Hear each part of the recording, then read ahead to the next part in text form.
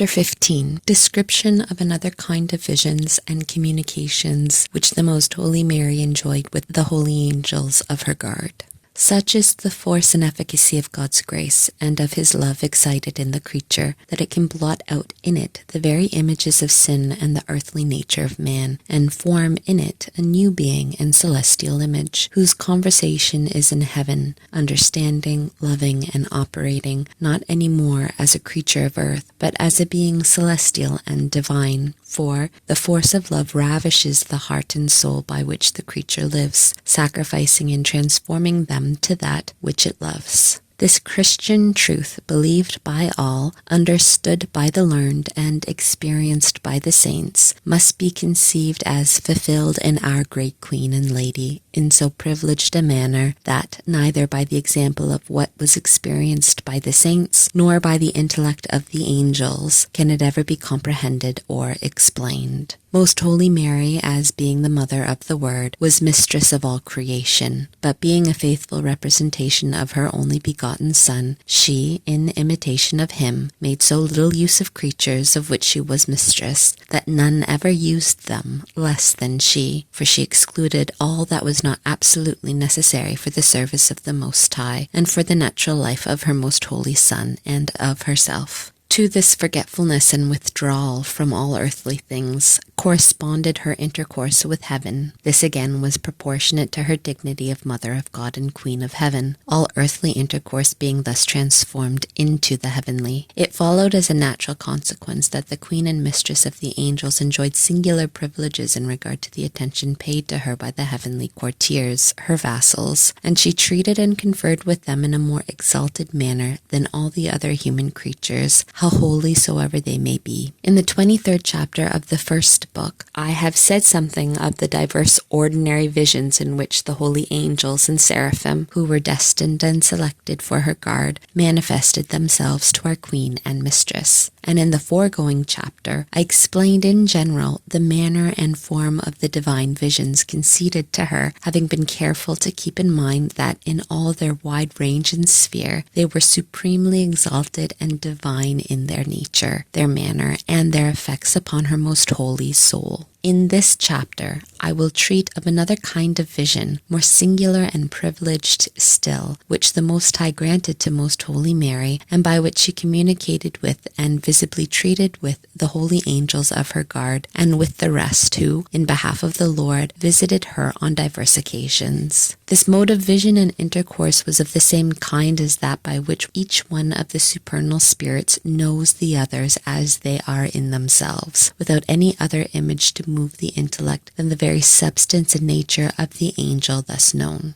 The superior angels illumine the inferior, making known to them the hidden mysteries which the Most High reveals and manifests immediately to the higher angels for transmission to the lowest. For this manner of communicating with them is befitting to the greatness and infinite majesty of the highest King and Governor of all creation. From this it can easily be seen that this most orderly illumination and revelation is a favor which is superadded to the essential glory of the holy angels. For the essential glory they obtain immediately from the divinity, each one receiving the vision and fruition of God according to the measure of his merits. One angel cannot create essential happiness in another by illuminating him or revealing to him a mystery, for the one who is illuminated would not thereby see God face to face, without which he cannot be in beatitude or attain to his last end. But since the object is infinite and is like a voluntary mirror, there are infinite secrets and mysteries besides those which pertain to beatific knowledge, which God can reveal to the saints, and which he reveals to them especially in the government of his church in the world. In these revelations he follows the course which I am explaining. As these revelations are outside of the essential glory, the want of these revelations cannot be called ignorance in the angels or a privation of knowledge, but it is called nescience or negation, while revelation is called illumination or a purgation or purification of that nescience. According to our mode of understanding, it might be compared to the process which takes place when the rays of the sun pass through many crystals in succession, making all partake of the same light from the first to the last, and reaching first those that are more immediately neighboring to the light. Only one difference must be noted in this comparison, that the prisms or crystals are entirely passive in this process in respect to the rays, without having any more activity than that given by the sun, which illumines all by one operation. But the holy angels are passive in receiving the enlightenment and active in communicating it to their inferiors. And moreover, they communicate their light with praise, admiration, and love, all derived from the supreme Sun of justice, the eternal and immutable God. Into this admirable and divine order of revelation, the Most High introduced Most Holy Mary, so that she might enjoy these privileges which the courtiers of heaven possessed, as becoming their nature. For this purpose he appointed the seraphim, whom I have mentioned in the 14th chapter of the first book, because they were supreme and nearest to the divinity. Also other angels of Mary's guard performed the same office, whenever, according to the divine will, it seemed befitting and necessary. The Queen of angels and men knew all these angels and others as they are in themselves, without dependence upon the senses or the fantasy, and without any hindrance from the mortal or earthly body. Through this vision and knowledge, the seraphim and other angels of the Lord illuminated and purified her, revealing to their queen many mysteries, which, for that very purpose, they had learned from the Most High. And although this kind of illumination and intellectual vision was not continual in Most Holy Mary, it was very frequent, especially when, in order to give her opportunity for more merits and divine movements of love, the Lord hid or absented himself from her, as shall be described afterwards. On such occasions, he made use of the mediation of the angels, allowing their enlightenment to proceed in its order until it was communicated to their queen. This mode of illumination did not derogate from the dignity of the Mother of God and of the Mistress of the Angels, for in the conferring of these benefits, the mode of their participation was not to be determined by the dignity and sanctity of our Sovereign Queen, since in that she was superior to all the angelic orders, but it was determined by the present state and condition of her nature, in which she was inferior, for she was yet a wayfarer and of a human bodily and mortal nature. By these illuminations she was to be raised to the angelic operation and estate, though yet living in mortal flesh, and subject to the natural use of the senses. And it was a great privilege,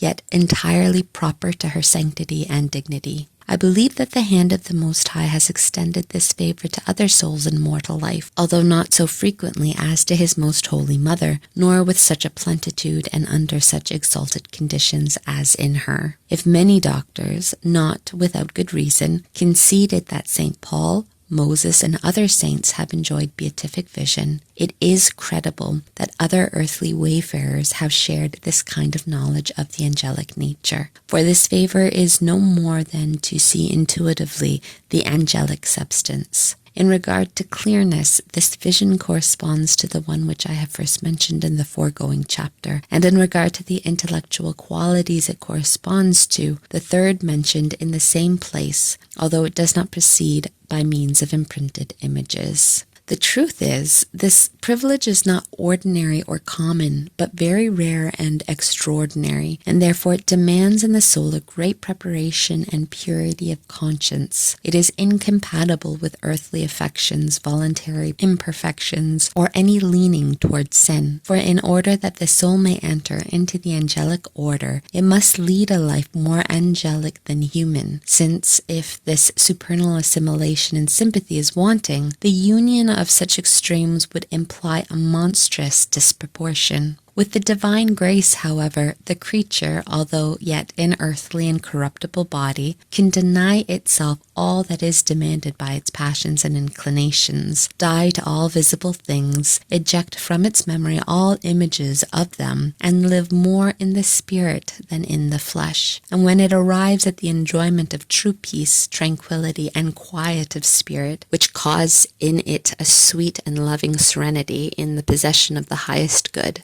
then it is less incapable of being raised to the vision of the angelic spirits by intuitive clearness, of receiving the divine revelations, which they communicate to each other, and of experiencing the admirable effects of this kind of vision. If those which our sovereign queen received correspond to her purity and love, their value cannot be estimated by men. The light communicated to her in these visions of the seraphim is beyond human comparison, for to a certain extent the image of the divinity is flashed from them as from most pure spiritual mirrors, in which most holy Mary perceived it in all its infinite attributes and perfections. Also the glory which the seraphim themselves enjoyed was manifested to her in an admirable manner by some of its effects, for as she saw intuitively the essence of the angels, she knew much of its secrets. By the insight into these things, she was entirely inflamed and enkindled with divine love, and many times wrapped in wonderful ecstasy. Hence, in union with the seraphim and the angels, she broke forth in canticles of praise, celebrating the incomparable glory of the divinity, so that she excited the admiration of the heavenly spirits themselves. For, though she was enlightened by them as regards the intellect, yet by her own acts of the will she left them far behind, and with a much greater force of love did she quickly ascend and arrive at union with the ultimate and the highest good, whence she immediately received new impulses of the torrent of the divinity by which she was inundated. And if the seraphim had not been enjoying the presence of the infinite object, which was the beginning and the end of their beatific love, they might well have been the pupils of their most holy queen in divine love, just as she was theirs in regard to the illumination of the mind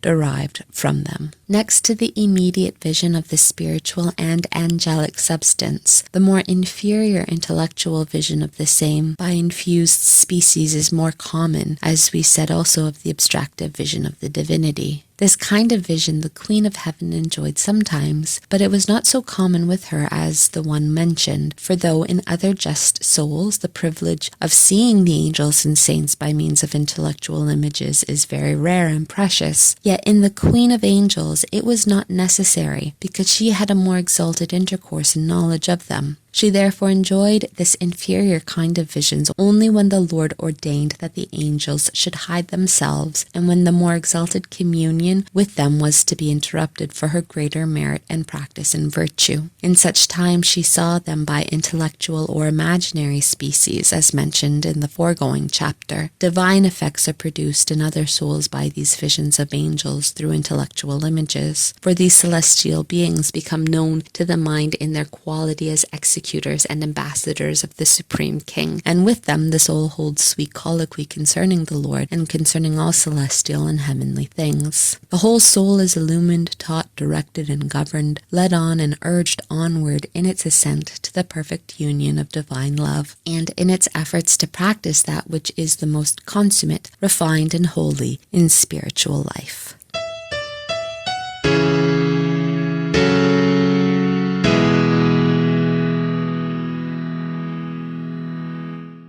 Instruction vouchsafed by the Queen of Heaven. Admirable, my daughter, is the love, the fidelity, and the solicitude with which the angelic spirits assist mortals in their necessities, and most horrible is the forgetfulness, ingratitude, and grossness on the part of men in failing to acknowledge this debt. In the bosom of the Most High, whose face they see in beatific clearness, these heavenly spirits perceive the infinite paternal love of the Father in heaven for earthly men, and therefore they appreciate and estimate worthily the blood of the Lamb, by which men were bought and rescued, and they know the value of the souls thus purchased with the treasures of the divinity. Thence arises their watchfulness and attention in securing the interests of the souls, which, on account of the value set upon them by the Most High, have been given into their charge. I wish thee to understand well how, by the ministry of these angels, mortals would receive great enlightenment and incomparable favors from the Lord, if only they did not hinder them by their sins and abominations, and by their oblivion of this inestimable blessing.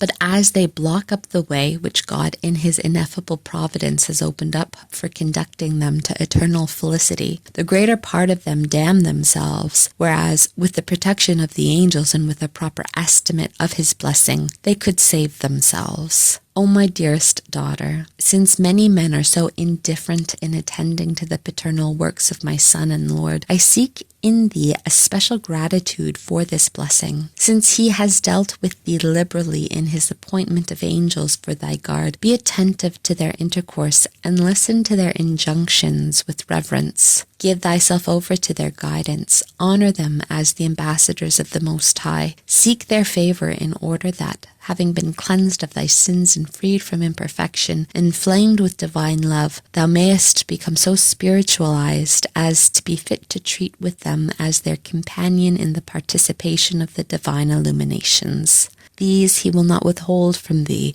if thou, on thy part, dispose thyself in the manner I desire. Since thou hast desired to know in the spirit of obedience what was the reason that the holy angels communicated with me in so many kinds of visions, I will respond to thy desires, explaining more clearly what thou hast understood and written with the aid of divine light. The cause of this privilege was, on the part of the Most High, his most liberal love with which he pursued me, and on my part it was the state of pilgrimage in which I then found myself. For it was neither possible nor befitting that this life should be altogether uniform in regard to the acts of virtue by which the divine wisdom wished to raise me above all creation. As this pilgrimage was to be performed by me as a human wayfarer, subject to the use of the senses with all its various coincidences of life in the practice of virtue, I sometimes acted altogether in a spiritual manner and without the hindrance of the senses, when the angels communicated with me as they do among themselves.